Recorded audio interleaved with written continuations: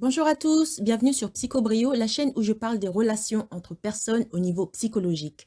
Avant de commencer, si vous ne l'avez pas déjà fait, n'oubliez pas d'appuyer sur le bouton d'abonnement ci-dessous. Aussi, n'oubliez pas de cliquer sur la cloche de notification.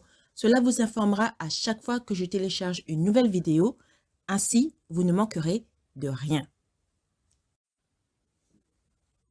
Quand on pense à l'amour, d'un point de vue romantique, on pense souvent à un homme qui offre des fleurs à la femme qu'il aime, l'emmène dans un restaurant cher et fait d'autres gestuels superbes pour lui indiquer qu'il l'aime intensément. Maintenant, vous vous demandez peut-être quel est le lien entre ça et le love bombing. Eh bien, le love bombing est un terme en anglais qui signifie bombardement d'amour ou montrer son amour de manière inhabituellement intense. Dans cette vidéo, on va répondre à la question « Qu'est-ce que le love bombing ?» On verra aussi pourquoi est-ce que c'est dangereux et que faire si vous êtes victime du love bombing ou bombardement d'amour. D'abord, qu'est-ce que le love bombing? Le love bombing, c'est lorsque quelqu'un vous bombe avec des démonstrations extrêmes d'attention et d'affection. Bien que cela puisse être un aspect positif au début d'une relation amoureuse, cela peut conduire au gaslighting et à l'abus. Les psychologues préviennent qu'il pourrait s'agir d'une tactique de manipulation par un narcissique ou un sociopathe dans le but de vous contrôler. Prenons l'exemple de Guillaume et Emma. Au début de leur relation, tout allait bien. Mais après quelques semaines, Emma a remarqué quelque chose. Guillaume s'emportait facilement. Par exemple, une fois, ils étaient dans un supermarché et un bébé pleurait. Pleurait, mais perçait des cris aigus. Et Guillaume en avait marre parce que le son, c'était vraiment dérangeant. Et il était de mauvaise humeur toute la journée. Donc, il s'en prenait facilement à Emma. Tout ce qu'il faisait devait être parfait. Autrement, il piquait une crise de colère. Alors, Emma, elle en a eu marre. Elle a décidé de partir. Elle a dit, je ne peux pas rester avec un gars comme ça. Donc, Guillaume l'a appelé et lui a dit « Oh non, je suis désolée, je me suis un peu énervée. Tu sais, j'ai passé une mauvaise journée au boulot.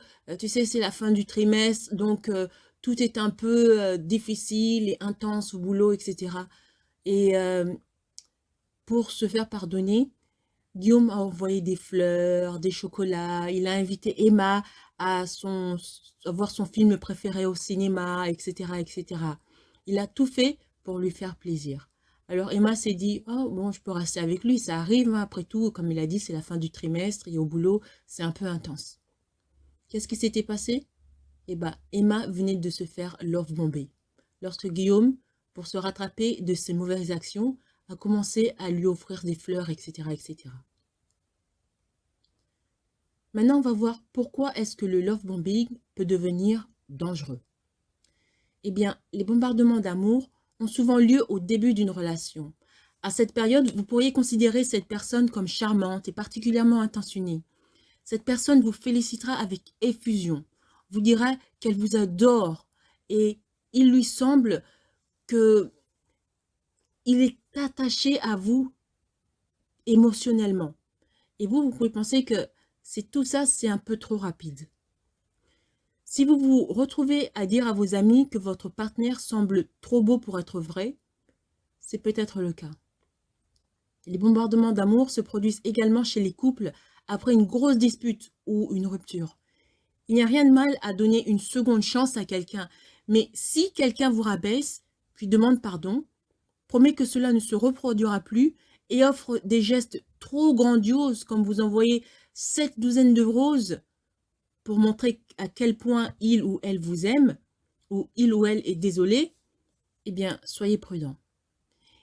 Cette personne essaie peut-être de vous acheter par le biais de cadeaux et de gestes d'affection. C'est particulièrement fréquent dans les cas de violence domestique. L'agresseur infligera des abus, réitérera à quel point il vous aime et emploiera des tactiques dramatiques pour retrouver vos bonnes grâces afin de vous maintenir dans la relation. Les dangers est que l'agresseur a besoin de contrôle et que le même cycle se répète. En fin de compte, ils ne changeront pas. L'agresseur, je répète, ne changeront pas son comportement abusif et vous pourriez même être en danger. Voyons maintenant quelques étapes en ce qui concerne le love bombing. Il y a deux principaux étapes. On va les voir. La première, c'est l'idéalisation. Eh bien, les personnes qui vous love bomb vous idéalisent. Ils vont vous faire croire que vous êtes une personne parfaite. C'est agréable d'être inondé de dopamine, le produit chimique de bien-être que votre cerveau libère. Oui, c'est génial quand un nouvel intérêt amoureux potentiel commence à vous envoyer des textos ou à vous bombarder d'appels et de fleurs, à vous montrer que il vous aime, il ou elle vous aime vraiment. Mais un love bomber ne fait rien à moitié. Au cours de la première phase, il y a l'idéalisation. Le love bomber semble vous mettre sur un piédestal.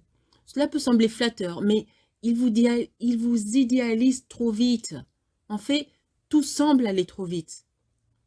Maintenant, la deuxième étape, après l'idéalisation, c'est la dévaluation. L'un des signes révélateurs d'un bombardement d'amour se produit au cours de la deuxième phase, la phase de dévaluation. Votre partenaire alterne entre être gentil une minute et cruel la suivante. Ils sont assez avisés pour aimer en public afin que les autres pensent qu'ils sont géniaux, mais ils deviennent abusifs en privé. Ces personnes sont incroyablement habiles à trouver des victimes vulnérables. Par exemple, ils s'attaqueront à ceux qui viennent de divorcer ou ont récemment rompu avec quelqu'un ou ont une faible estime de soi. Maintenant, on va voir des signes que vous êtes victime d'un love bombing. Donc, il y en a 5. Vous savez, si vous avez rencontré quelqu'un qui vous plaît, comment savoir si cette personne est un love bomber? Commencez à vous poser ces questions pour déterminer si votre bien-être mental est affecté négativement. Donc, comme j'ai dit, dans ces signes, il y en a 5. Donc, la première question que vous pouvez vous poser, c'est 1. Cette personne s'intéresse-t-elle énormément à votre famille, à votre carrière et à votre passe-temps? Il y a s'intéresser à quelqu'un et puis s'intéresser comme si vous faisiez une enquête. Donc, à vous de voir si cette personne vraiment pousse les questions et que vous sentez que c'est un peu trop loin. 2. Cette personne vous complimente-t-elle, puis vous critique-t-elle dans le même souffle, soi-disant pour votre bien? Par exemple, il va dire « Oh, c'est une jolie robe, mais on voit tes bourrelets, hein ?» 3. Cette personne vous demande-t-elle constamment où vous êtes et se fâche-t-il ou se fâche-t-elle si vous ne répondez pas assez vite? Par exemple, vous recevez un texte ou un coup de fil, mais à ce moment-là, vous ne pouvez pas répondre parce que vous conduisez ou quelque chose. Et quand vous rencontrez cette personne, il se dit « Mais je t'ai appelé, pourquoi est-ce que tu n'as pas répondu ?» Et vous essayez de lui dire pourquoi est-ce que vous n'avez pas répondu. Et lui, il dit que ce n'est qu'une excuse que vous avez inventée. Vous étiez avec quelqu'un d'autre. Non, vous n'étiez pas avec quelqu'un d'autre, vous étiez en train de conduire, donc vous ne pouvez pas répondre au téléphone à ce moment-là.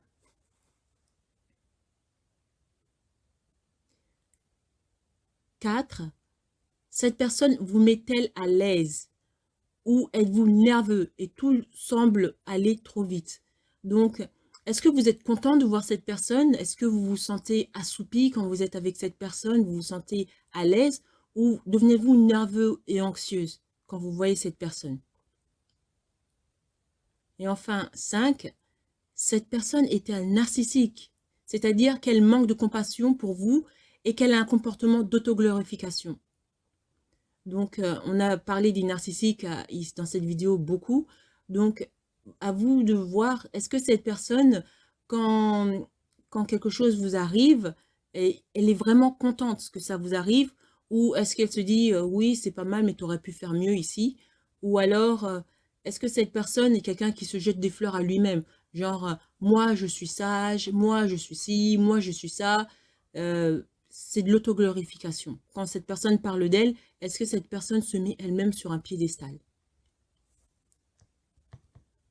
Donc, prenez quelques minutes et voyez si ces signes d'alerte sont apparus au cours de votre relation. Ces exemples vous avertiront sur le fait que la personne avec qui vous êtes est probablement un manipulateur. Maintenant, voici 10 spécificités à rechercher. 1. Ils ignorent votre temps et votre emploi du temps parce que les narcissiques se concentrent sur leurs propres besoins. 2. Ils offrent des compliments exagérés et des flatteries exagérées. 3. En public, sur les réseaux sociaux, ils aiment les grandes démonstrations d'amour. Ils aiment donner l'apparence d'une romance parfaite. 4. S'ils vous offrent des cadeaux somptueux, ils vous rappelleront tout ce qu'ils ont fait pour vous et les cadeaux coûteux qu'ils vous ont offerts, surtout lorsque vous avez des doutes. 5. Ils ont un besoin d'être constamment rassurés. Si vous ne répondez pas à un texto, ils vont exploser, peut-être même vous menacer. 6. Vous commencez à craindre d'être puni et réprimandé par eux. Vous devenez mal à l'aise en leur compagnie. 7. Les narcissiques vous confondent.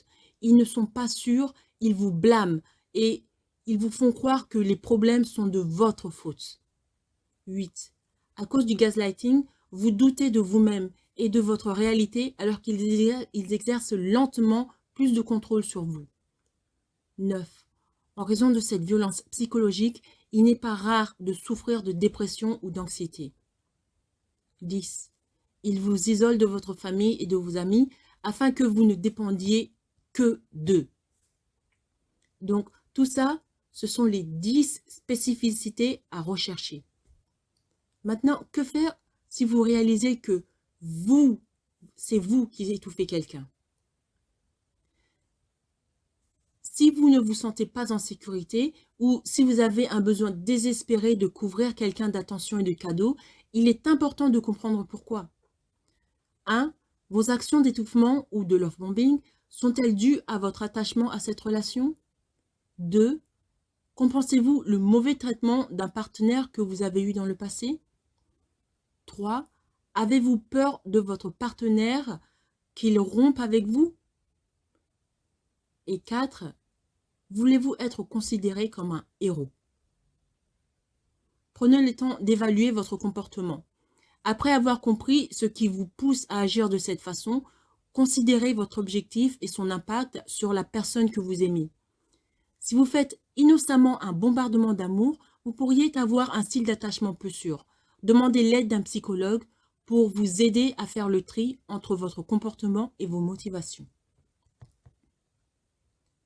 Aller trop loin avec votre affection par peur du rejet ou de l'attachement n'est pas la même chose que le love bombing en tant que tactique de manipulation.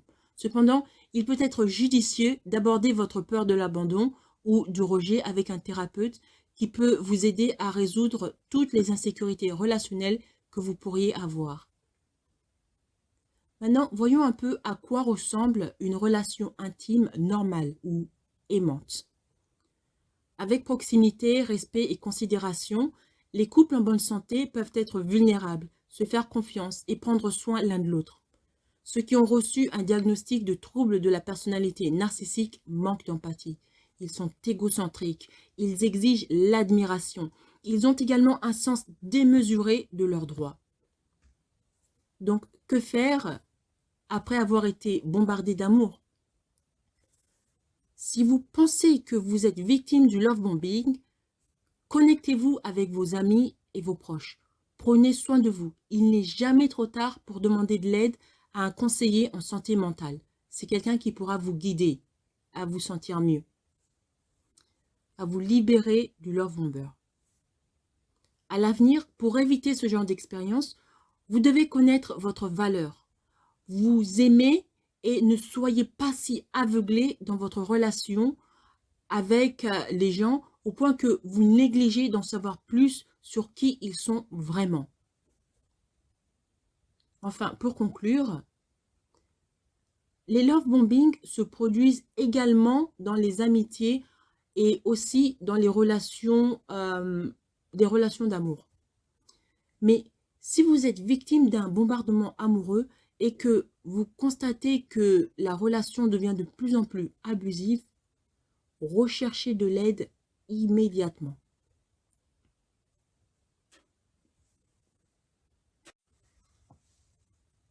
Merci d'avoir écouté cette vidéo. Avant de partir, n'oubliez pas de vous abonner et de partager cette vidéo en ligne. Il y a sûrement quelqu'un que vous connaissez qui a besoin d'en savoir plus sur ce qu'il en est réellement des narcissiques et des problèmes de santé mentale. Si vous aussi, vous voulez me demander de développer un sujet sur les relations psychologiques qui vous intéressent, vous pouvez me contacter par le moyen de mon compte Buy Me a Coffee. Le lien est en bas. Merci et à bientôt.